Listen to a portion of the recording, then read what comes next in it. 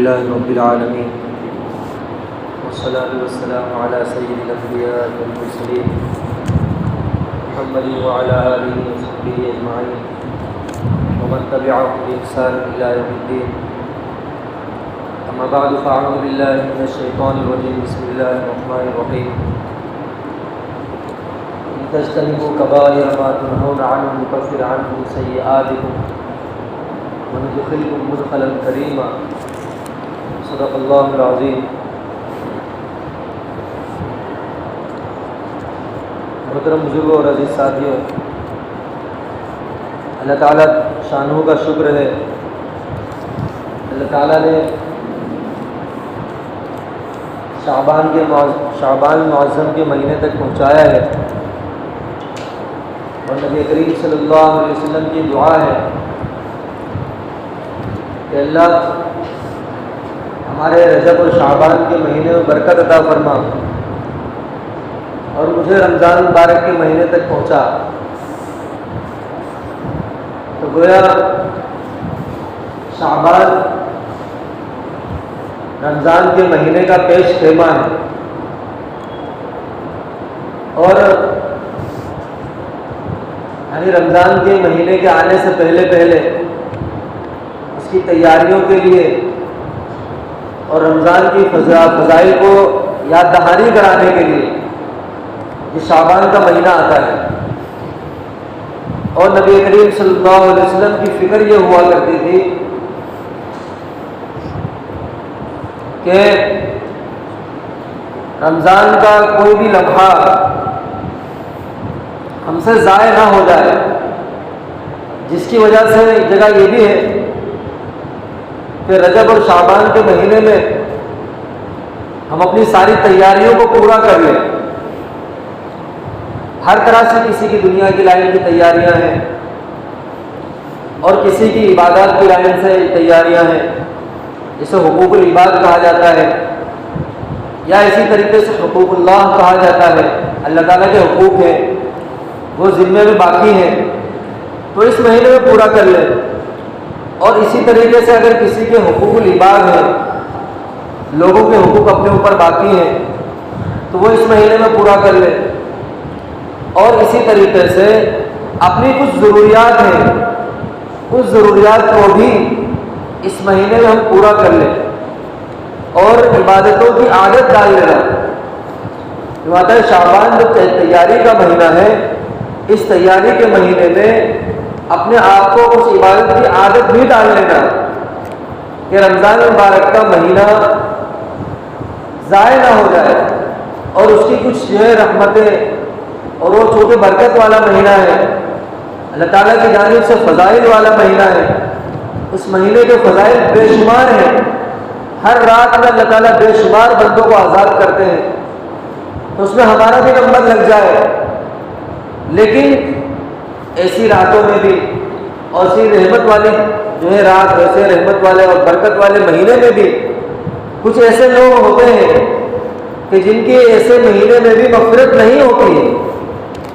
ابھی جیسے شب برات آئی، اس رات میں بھی اللہ تعالیٰ نبی کریم صلی اللہ علیہ وسلم نے یہ فرمایا کہ بنو کلب کی بکریوں کے بالوں کے برابر اللہ تعالیٰ گنہگاروں کو جہنم سے آزاد فرما دیتے ہیں. تو پہلی بات تو یہ کہ بنو کلب اس زمانے کے اندر سب سے زیادہ بکریوں کو پالا کرتا تھا. بکریاں تو وہاں پالنے کا رواج ہے. پھر اس میں سب سے زیادہ جو ہے بنو کلب کی بکریاں، پھر ان کے بال کتنے زیادہ ہیں، ایک بکری کے بال ہم نہیں گن سکتے. ان سارے بکریوں کے ریوڑ جتنے ہیں، پھر ان کے بال کتنے زیادہ ہیں، ان کے بالوں کے برابر اللہ تعالیٰ گنہگاروں کو جہنم سے آزاد فرما دیتے ہیں. لیکن اس رات میں بھی کچھ ایسے لوگ ہیں جن کی بخشش اور معافی اس رات میں نہیں ہوتی. جیسے کبائر میں جو لوگ ملوث ہیں، گناہ کبیرہ کے اندر ملوث ہیں، تو ایسے جیسے قطع رحمی کرنے والا اور اس طرح سے اور کئی نام ہیں، تو وہ لوگ ان لوگوں کی معافی اس رات میں بھی نہیں ہوتی ہے. تو تو اس لیے یوں بتایا گیا کہ رمضان مبارک کے آنے سے پہلے پہلے اس کی تیاریاں یہ ہے کہ اپنے دلوں کو صاف کرنا اور اپنے آپ کو جو اللہ تعالیٰ کے سامنے سچی پکی توبہ کر لینا اور تمام حقوق کو ادا کر لینا. بہت سارے لوگوں کے ہم پر حقوق ہوں گے، کسی کو جو ہے مارا ہوگا، کسی کو ستایا ہوگا، کسی سے کچھ دبایا ہوگا. ان سارے لوگوں کو جو ہے بزرگوں، ان سارے لوگوں کو رمضان مبارک کے مہینے کے آنے سے پہلے پہلے اس کی تیاریاں یہ ہے کہ اس سے پہلے پہلے ہم لوگوں کو ان کے حقوق کو ادا کر دیں. اس کو یوں کہا جاتا ہے میرا اور میرے اللہ تعالیٰ کے درمیان کا جو تعلق ہے وہ بالکل صاف ستھرا ہو جائے، اور میرا بندوں کے درمیان میں جو تعلق ہے وہ بھی جو ہے بالکل صاف ستھرا ہو جائے. اس لیے یہ بتایا جاتا ہے کہ اس میں خاص طور پر ایسی رحمتیں ہیں اللہ رب العزت والجلال کی جانب سے. پورے سال کے اندر کچھ ایسی مخصوص راتیں ہوتی ہیں یا کچھ مخصوص دن ہوتے ہیں کہ جس کے اندر اللہ تعالیٰ گنہگاروں کو جہنم سے آزاد فرما دیتے ہیں. جیسے کہ عرفہ کی رات ہے، اور اسی طریقے سے عید الاضحیٰ کی رات ہے، عید الفطر کی رات ہے، شب قدر کی رات ہے، اور اسی طریقے ذی الحجہ کی 10 راتیں ہیں. یعنی حج کے مہینے میں جب چاند نظر آتا ہے اس وقت سے لے کر کے 10 ذی الحجہ تک وہ مکمل 10 راتیں ہوتی ہیں. ان 10 راتیں، یہ بھی 10 راتیں جو ہیں یہ اللہ تعالیٰ کی جانب سے مغفرت والی راتیں ہیں اور بڑے فضائل ہیں اس کے. تو ان 10 راتوں میں بھی یہ اللہ تعالیٰ کے خاص طور پر رحمتوں کے نزول کا مہینہ ہوتا ہے.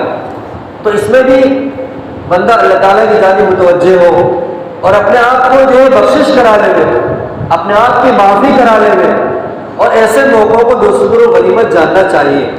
ایسا نہیں ہے انسان ہے اور اس سے گناہ ہوتے رہتے ہیں اور اس سے جو لفزشیں ہوتی رہتی ہیں، خطائیں ہوتی رہتی ہیں، تو اللہ تعالیٰ نے اس کے معافی کا طریقہ بھی بتایا ہے. انسان چونکہ جب ایسا ماحول میں انسان جی رہا ہے کہ گناہ ہوتا ہے اس کو معلوم نہیں پڑتا ہے، چھوٹے چھوٹے گناہ، لیکن اس کو معلوم نہیں ہے.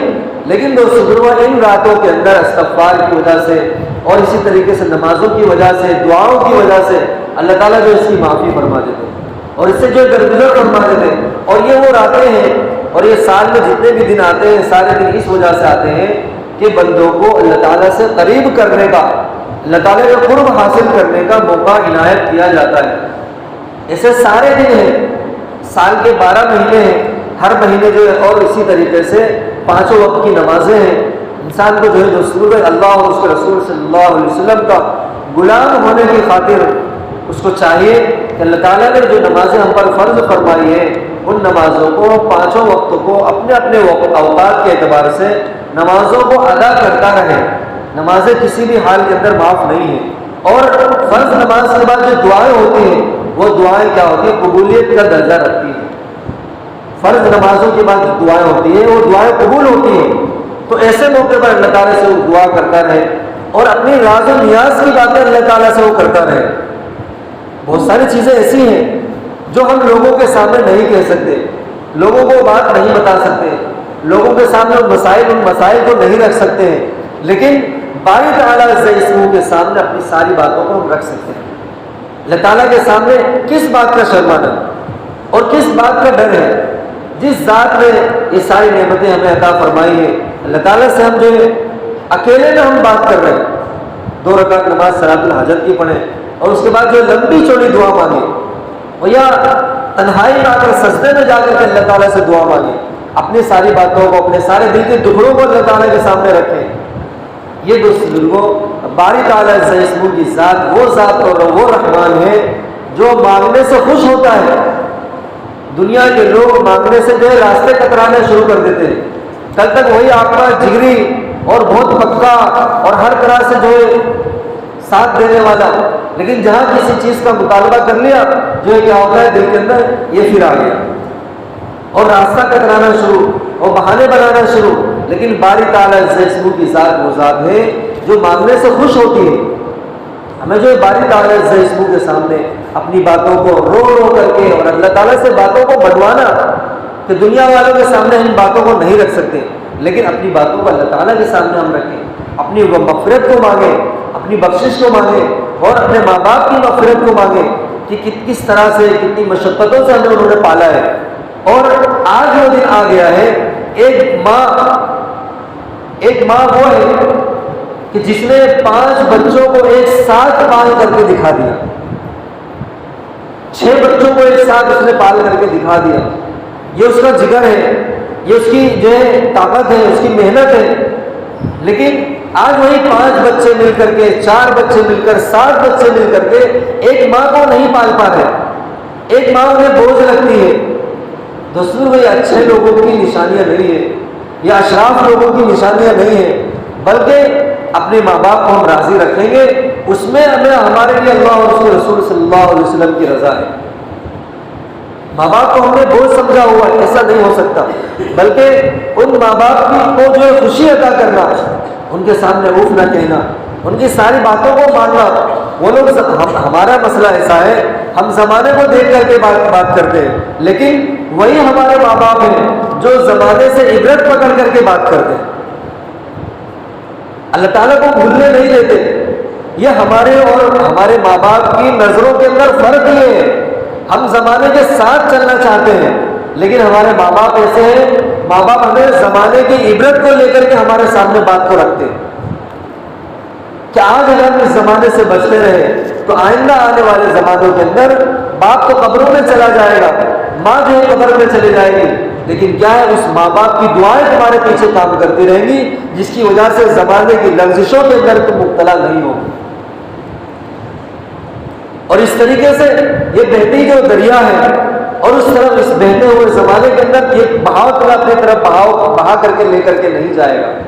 یہ کیوں ایسا ہوا؟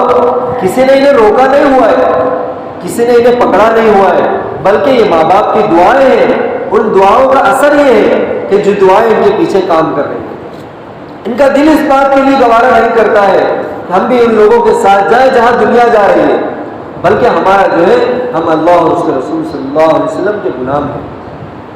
آقا صلی اللہ علیہ وسلم سے ہمیں حیا آتی ہے کہ جس آقا صلی اللہ علیہ وسلم نے جس بات کے لیے منع فرمایا ہے، سارا زمانہ اس طرف چلا جائے، لیکن میرا نبی کریم صلی اللہ علیہ وسلم کے ساتھ جو تعلق ہے، وہ تعلق مجھے اس بات سے منع کرتا ہے کہ میں اس جگہ پر نہ گروں، میں اس جگہوں پر نہ جاؤں، ایسی چیزوں میں ملوث نہ ہو، میری پہچان ان لوگوں میں سے نہ ہو۔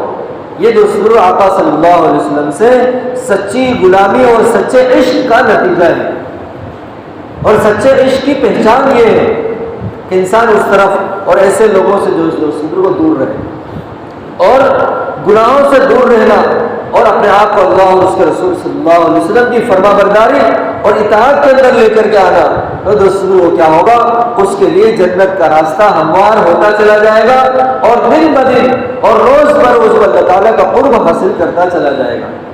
پھر یہ شعبان کا مہینہ ہو یا رمضان کا مہینہ ہو یا اور کوئی مہینہ ہو، یوں آتا ہے رمضان کے مہینے میں اپنے آپ کو اتنا تیار کرو، اتنا تیار کرو، اور اتنا عبادتوں کے اندر انہماک اتنا زیادہ ہونا چاہیے کہ ایک مہینے کی کمائی ہوئی برکت اور یہ ایک مہینے کی کمائی ہوئی رحمت تمہیں 11 مہینے تک چلانی چاہیے۔ 11 مہینے تک اس رحمتوں کا اثر تمہارے اندر جو ہے دوستوں کو دکھنا چاہیے۔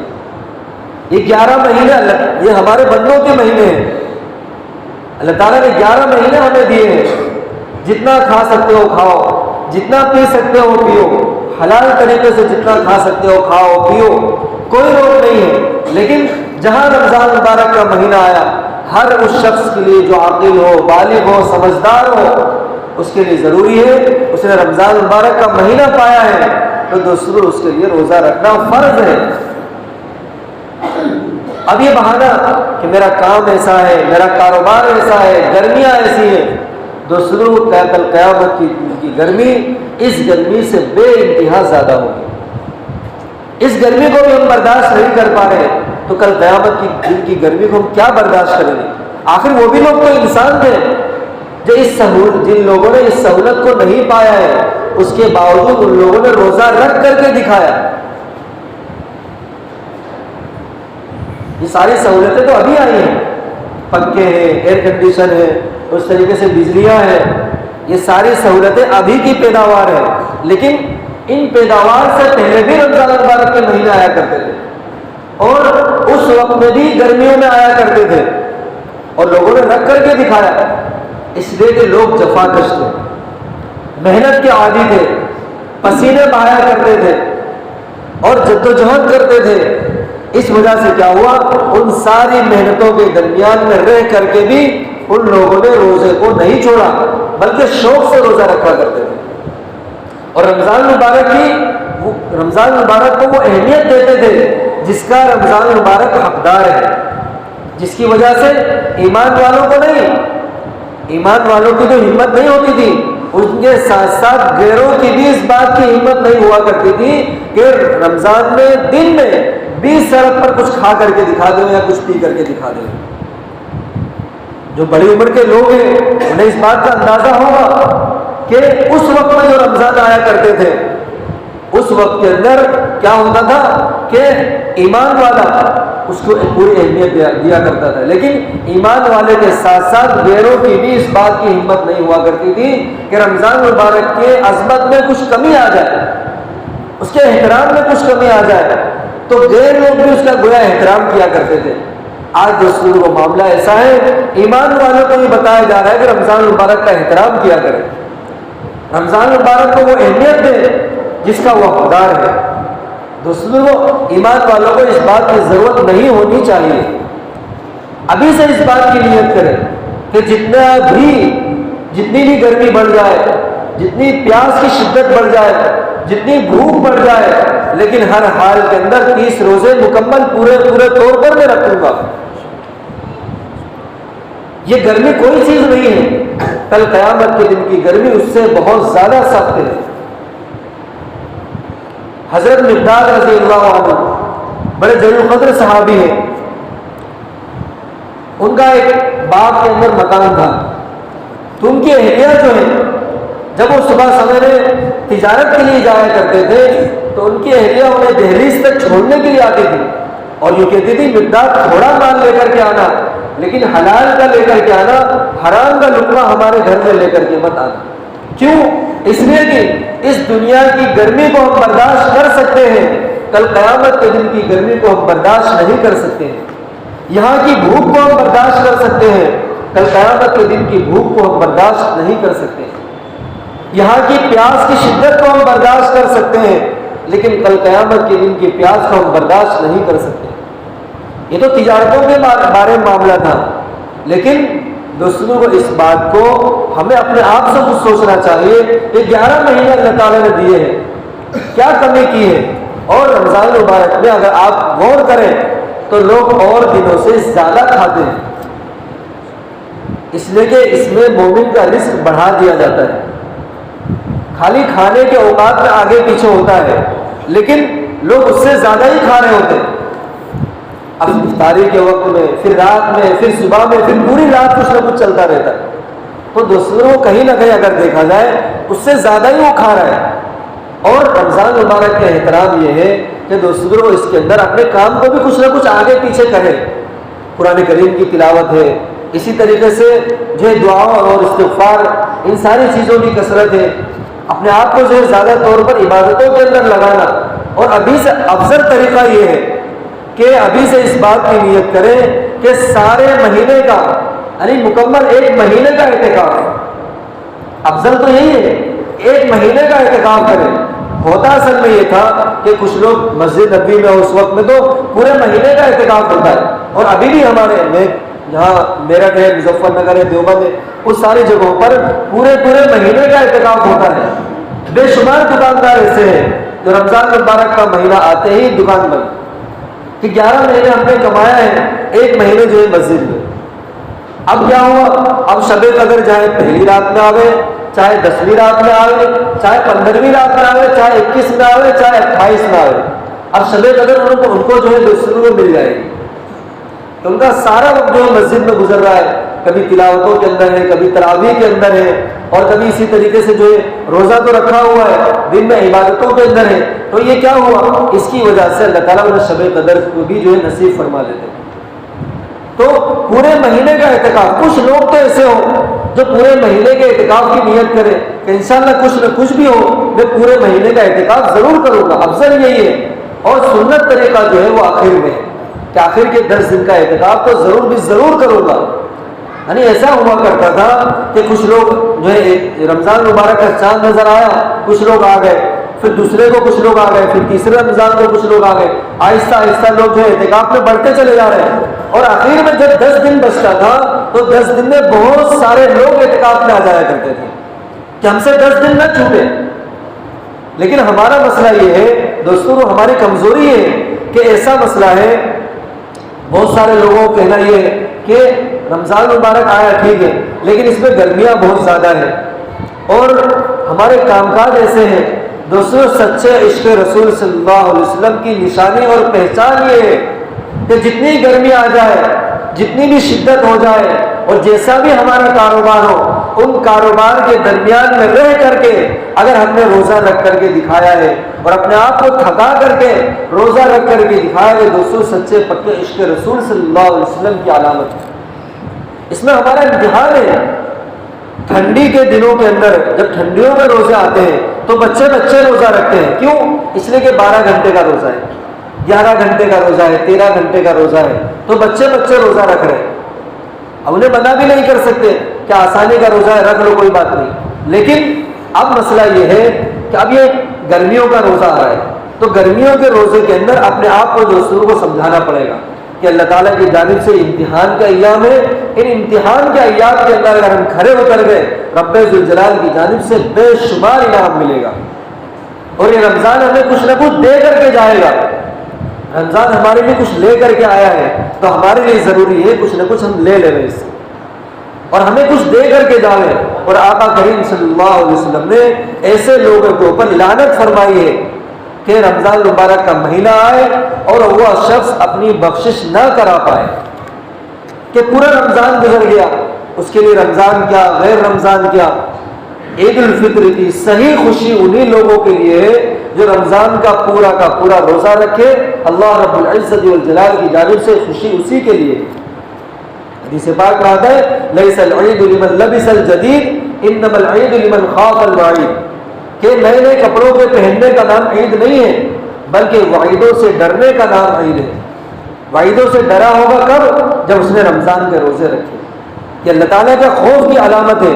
اور روزہ ایک ایسی چیز ہے جو اللہ اور بندے کے درمیان کی ہی چیز ہے اور اللہ اور بندے کے درمیان میں ایک راز کی چیز ہے۔ اگر آپ روزہ نہیں رکھ رہے ہیں، لوگوں کے سامنے کھا بھی نہیں رہے، روزے داروں جیسا آپ نے منہ بنایا ہوا ہے، چہرہ آپ کا ایسا ہے جیسے روزے دار ہو، لیکن لوگ آپ کو سمجھ رہے ہیں روزے دار ہے، لیکن یہ تو آپ کا اللہ کے درمیان کا معاملہ ہے۔ کل قیامت کے دن جب کھلے گا کہ آپ لوگوں کے سامنے روزے دار بن کر کے گھوم رہے تھے، حقیقت میں آپ کا روزہ نہیں تھا اور روزہ نہ رکھنے کی وجہ سے سزا ملے گی اور اس کی جو سزا ہے اس کا وہ مستحق ہوگا جس کی بنیاد پر اس کے جہنم میں جانا پڑے گا۔ تو لوگ کہیں گے تو ہمارے سامنے بڑے روزے رکھنے کی جو ہے شکل بنایا کرتا تھا، آج معلوم ہوا کہ تو روزے دار نہیں تھا۔